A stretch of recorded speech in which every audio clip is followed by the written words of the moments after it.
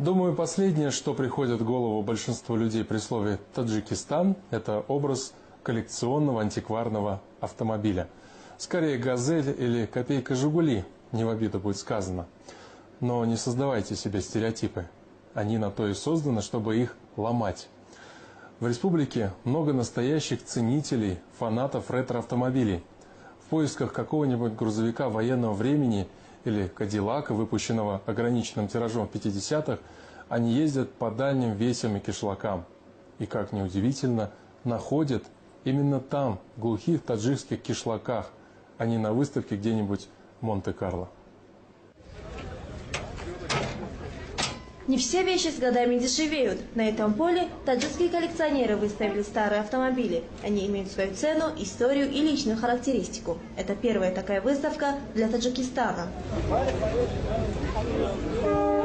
Выставку «Авторетро Душанбе» приурочили ко дню рождения столицы. Местные коллекционеры выставили 80 автомобилей 1931-1970-х годов выпуска. 20 лет тому назад. Самого старого железного коня пригнал Рахимджон Назаров из города Вахдат. Старые коллекционные машины – главная страсть братьев Назаровых. Здесь они представили 10 ретромобилей, а всего их в семье 25. Мотор временно я мотор «Опель Адмирал» – старейший и самый дорогой автомобиль в стране. Особая гордость Назаровых. На сборку и ремонт Рахимджон потратил почти 20 лет жизни, но какие-то запчасти не может найти до сих пор. Для «Опель Адмирал» найти запчасти очень сложно. Какие-то мы приобретали за рубежом, некоторые переделывали сами. Сборка таких автомобилей – очень тяжелая работа, требующая терпения. Сейчас осталось немного доделать. Как все закончим, тогда подарим городу. Абдушукур Одинаев никому не собирается дарить свой боевой автомобиль, не думает и о продаже, хотя ему постоянно предлагают хорошую цену. Это бронированный автомобиль. На нем в советское время ездили только первые лица республики. Советский лимузин – так называет свой автомобиль Абдушукур. Когда он его покупал, у него не было ни мотора, ни карбюратора, ни кардана. Коллекционер собирал каждую гаечку по всему бывшему Союзу и сделал все собственными руками. Лимузин по всем меркам раритетный. Эту марку выпустили в 30-х годах в количестве всего 12 штук.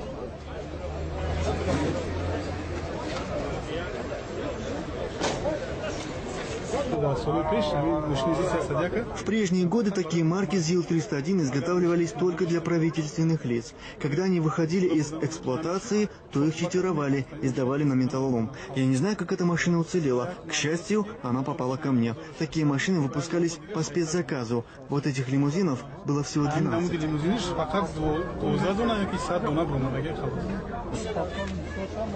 Выставка коллекционных автомобилей стала неожиданным подарком для неизбалованных душанбинцев. Видя такой интерес, власти города предложили клубу ретроавтомобилистов помещение для их драгоценных антикварных экземпляров. Антикварными автомобилями в Таджикистане владеют и министры, и простые смертные. Это особая национальная любовь. Попавшие на выставку, иностранные экспаты не скрывали удивления, что в такой небогатой стране есть такие авто и такое сообщество коллекционеров-фанатиков.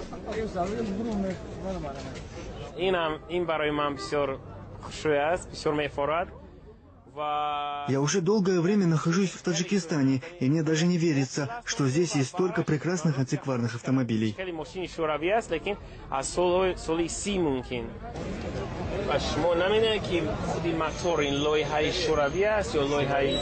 Англичанин Дэвид Харпер в Душанбе впервые увидел модель старой европейской машины. Это знаменитый «Опель», который делали на заказ для первых лиц государств.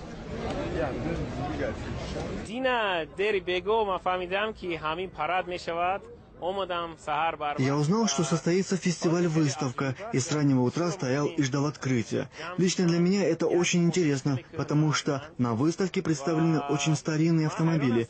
Я, честно говоря, удивлен, что такие машины попали в Душанбе, и как они хорошо сохранились. Некоторые из них так шикарно отремонтированы, что, глядя на них, вспоминаешь былые времена.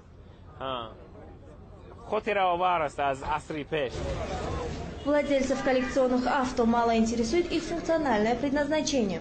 В данном случае машина как раз роскошь. Для них важнее возраст и история. Автомобиль Рустамбека Рауфова привлек всеобщее внимание именно своей историей.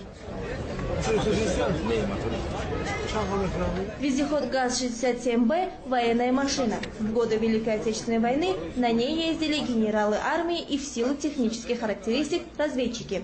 Такой больше ни у кого нет, говорит хозяин.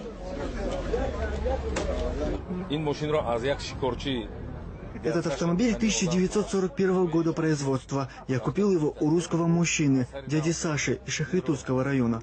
Машина была в ветхом состоянии. Я покрасил ее в заводской цвет, а запчасти купил за границей. На ремонт ушло 3 года. Над ним 1 год и 6 месяцев работали 3 мастера, а потом еще 3 мастера около 1 года и 8 месяцев. Я готов потратить столько средств, сколько потребуется для полного ремонта, потому что на таком ездили только генералы. После войны каждой советской республике раздавали по одной такой машине, и тогда на них разъезжали чиновники.